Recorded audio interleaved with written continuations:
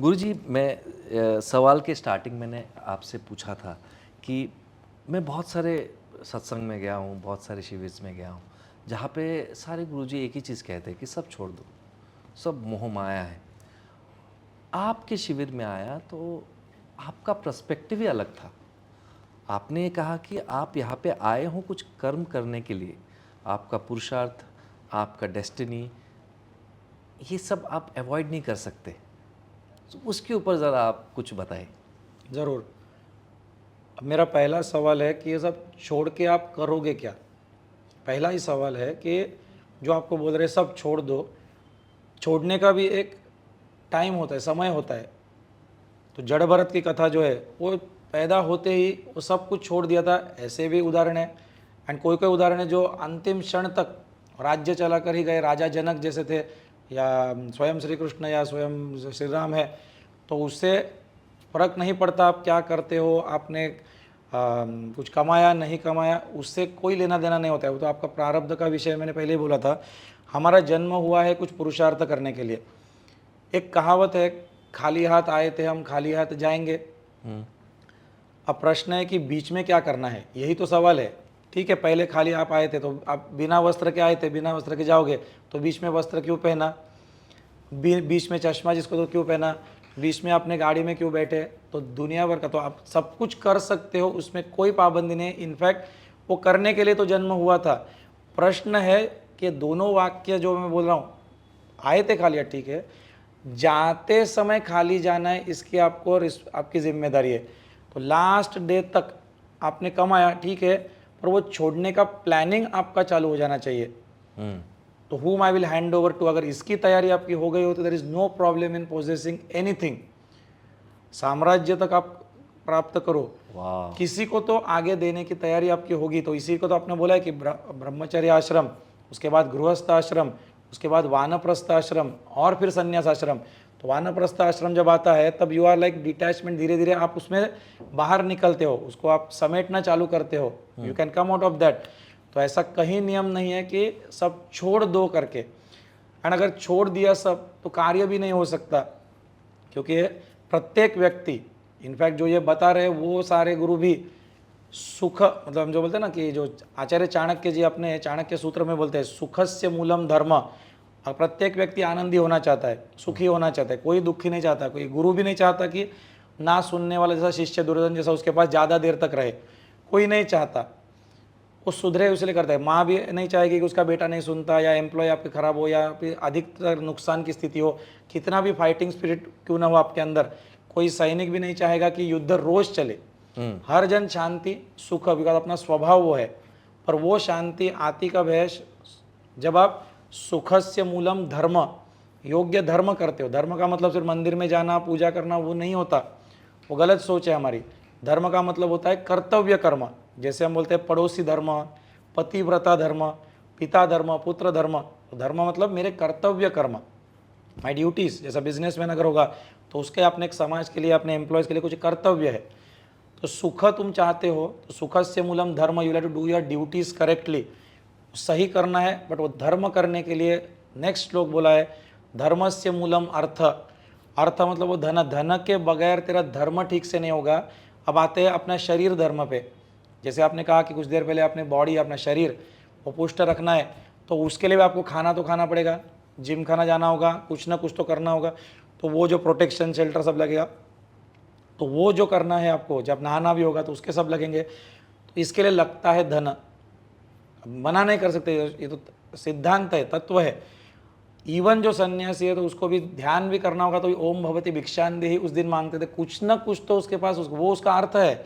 या तो तुम नौकरी करके बाद में वो कमाओ, या उसका डायरेक्टली उसके आ गया। उसमें कोई अच्छी बुरी नहीं, इसमें दो मार्ग होते हैं। इसमें नेति नेति करके बोला जाता है कि इति इति मार्ग, इसको एक निवृत्ति मार्ग और प्रवृत्ति मार्ग बोला जाता है। निवृत्ति मार्ग मतलब आप जो कह रहे कि सब छोड़ दो मोह माया है, दैट इज निवृत्ति मार्ग। और एक होता है प्रवृत्ति मार्ग। प्रवृत्ति मतलब yes I will try, I will test, इसमें भगवान है क्या। एक तरीका होता है जिसमें बोला जाता है इसमें भगवान नहीं है, नेति नेति न इति, ये भगवान नहीं है।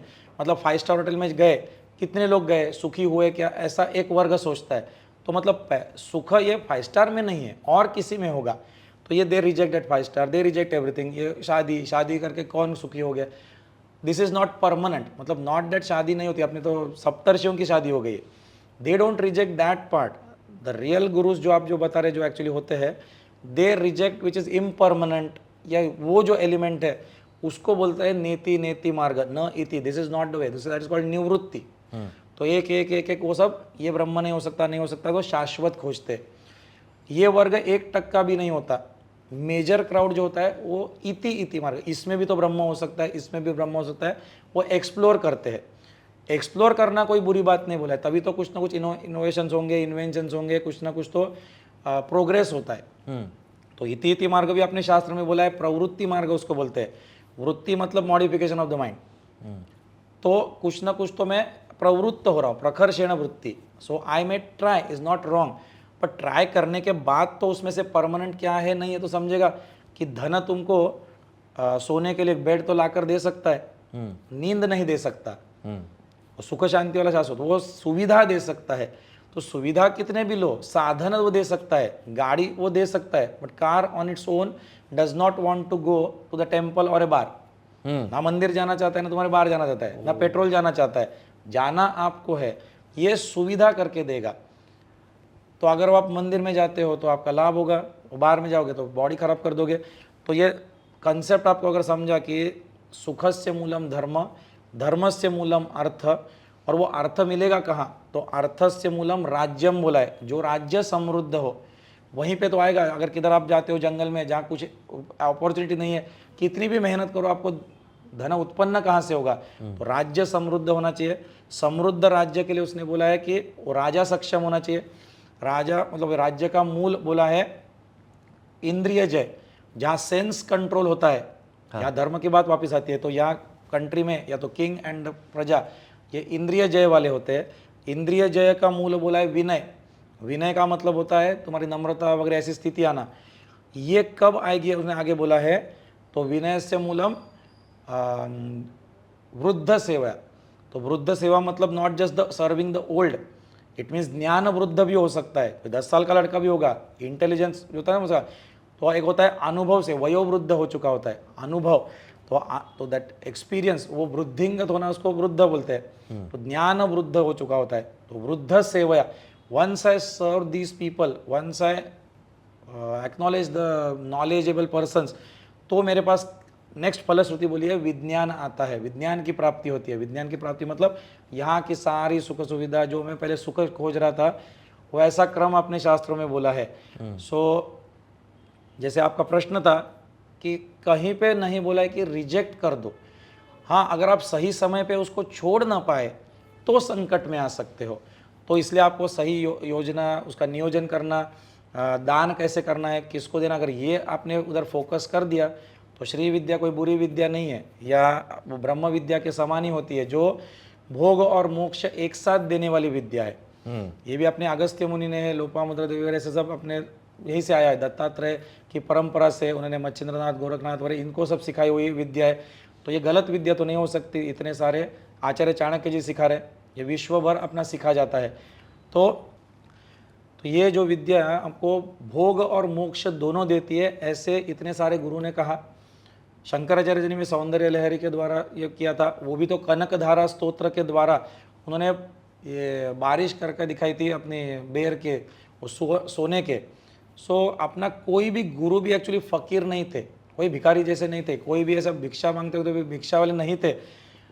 उनका चॉइस है, उन्होंने वो त्याग किया हुआ है। Deep with in they had that इतनी कैपेसिटी की उनके पास राजा जैसे शिष्य हुआ करते थे, जमींदार जैसे शिष्य हुआ करते थे, या तो उनके पास सिद्धियाँ होती थी, या तो वैसे राजमहल जैसे वो राजा जनक जैसे वैसे बड़े भी हुआ करते थे। अब सवाल आता है भोग और मोक्ष दोनों एक साथ कैसे मिलता है? तो कई लोगों ने उसमें भी विरोध किया होता है कि भोग और मोक्ष ये दोनों जहाँ पे बोली जाता है ये तो ऑपोजिट्स हो गया। तो भोग इस तरीके से नहीं, जैसे मैंने बोला सुविधा तो आ गई, इसका इस्तेमाल आप क्या करते हो? तो भोग सामग्री को जब आप योग सामग्री में कन्वर्ट करते हो तब वो ये लागू होता है। योग सामग्री में कन्वर्ट करना मतलब अभी आपका जो लेटेस्ट लैपटॉप है, कंप्यूटर है, तो ये तो भोग सामग्री हो सकता है, इसमें से मैं कुछ भी कर सकता हूँ। अब पहले गांव के बाहर जाके नौटंकी हुआ करती थी, कोई नाच गाना के लिए लोग जाते थे, 4 लोगों के उधर गुजरते हुए जाना था तो बदनाम होते थे। अब वो पूरा नौटंकी उसके लैपटॉप पे आ गया। हाँ today through social media we can see all that things. उसका मन जो खराब होना था वहाँ जाके होता था, यहीं से भी हो सकता है। करेक्ट। तो दैट विज्ञान ने उसको नकारात्मक चीज़ में भी सहायता कर दी। तो वैसे ही पहले तपस्या करके आपको गुरुकुल में आश्रम में जाना पड़ता था, तब जाके वो गुरु की सत्संग सुनते थे। जो आज बैठे बैठे आपके घर के द्वारा भी वो लैपटॉप से सुन सकते हो या मोबाइल से सुन सकते हो। तो ये भोग सामग्री थी पहले, इसका आपने इस्तेमाल योग के लिए किया तो उसको योग सामग्री बोलते। तो ये चीज़ अपने शास्त्र में कहीं मना नहीं किया। तो आपने करोड़ों भी कमाए लेकिन जन कल्याण के लिए करते गए, योग्य जगह पे उसने अपने वितरण कर दिया। हाँ, तो गरुड़ पुराण भी आपको उसमें जो यहाँ पे मृत्यु के टाइम समय बोला होता है गरुड़, और जो विष्णु का डायलॉग है तो वो भी बोलते हैं जाते समय जो पूर्ण खाली होकर गया या उसकी योजना करके गया या यथा योग्य व्यक्ति को देकर गया, तो यहाँ तो उसने खुद, क्योंकि वो बताने वाले विष्णु जी है तो उसमें वो कहीं गलत नहीं बोला। बट हाँ, एक मतलब ना उसका डिस्क्लेमर के साथ मैं हमेशा बोल रहा हूँ, इसमें निकालने की मतलब ये उसमें आसक्ति से बाहर निकलने की विद्या भी आपको पहले से सीखनी होगी। That is Shri Vidya, and वही हम अपने साधकों को सिखाते हैं। इसलिए हमारे अंतरों के एक भी साधक, मतलब अधिकतर साधक वैसे फंसते नहीं, क्योंकि उनको ट्रेनिंग ही वैसे दी है। पहले निरासक्त होने का सीखता हूँ एंड बाद में उनको ये संसार का जितना चाहे उतना उपभोग कर सकते हो। तो ये एंगल से आप जो बोल रहे, तो जो बाकी गुरु जो आप बता रहे, तो मैं इसी मंच से उनको पूछना चाहूँगा कि या तो आप हिमालय में होंगे तो अच्छा है, आपको कुछ ज़रूरत नहीं है, बट यहाँ पे अगर आपका आश्रम होगा तो आश्रम के लिए भी डोनेशंस लगते हैं ना। तो ये सब मोह माया है समझकर आप क्यों नहीं वो पहले छोड़ते? वही पहले छूटना चाहिए ना। नहीं, तब उसका उत्तर जो देते हैं वही आपके लिए भी लागू हो सकता है। इसकी कथा एक महाभारत में आती है, अनुशासन पर्व में आती है। तुलाधार नाम का एक वैश्य था, बिजनेसमैन की कथा बतानी है इसलिए आपको बता रहा हूँ। तुलाधार नाम का वैश्य था। तो एक गुरु थे, साधु संत जैसे अपना सब साधना करते थे, इतना उसका ध्यान में लीन होता था कि उसके जटाओं में पक्षी वो घोंसला बना सकता था, उसमें वो अंडे डाल सकता, मतलब इतना स्थिर है। तो ये सब हो जाने के बाद उसको अचानक आकाशवाणी होती है कि जहाँ तुझे असली स्थिति प्राप्त हुई है नहीं हुई है, ये तुलाधार को जाकर पूछ कर, एक वैश्य है। तो ये सोचते कि मैं इतना पंडित, मैं इतना ज्ञानी, मैं गुरु, मुझे कोई एक लोकल बिजनेस करने वाला आदमी ये मुझे क्या सिखाएगा। तो उसके पास जैसे वो पहुंच जाते हैं तो तुलाधार वैश्य के पास जाकर वो उसको समझाता है। उसको तुलाधार उसको बोलता है कि अरे तुम्हारे तो सिर पे ये बैठा था, पक्षी था, ऐसा था, वो सब मुझे मालूम। बोलता है कि तुम त्रिकालदर्शी कैसे हो गए? तो बोलते त्रिकालदर्शी में हुआ है ऐसा मैं मानता भी नहीं हूँ, तो मेरे पास ये सुपर नेचुरल पावर्स आ गई जो एक योगी में होती है, क्योंकि मैं मेरा बिजनेस अच्छी तरह से करता हूँ। मैं सारे कस्टमर्स जो मेरे हैं उनमें भगवान देखता हूँ। मैं कभी नाप तोल में गड़बड़ नहीं किया, मैंने सही जो दिया, ना कभी मिलावट किया। एंड अपना शास्त्र खुद बोलता है कि ये करने वाला भी एक योगी ही होता है।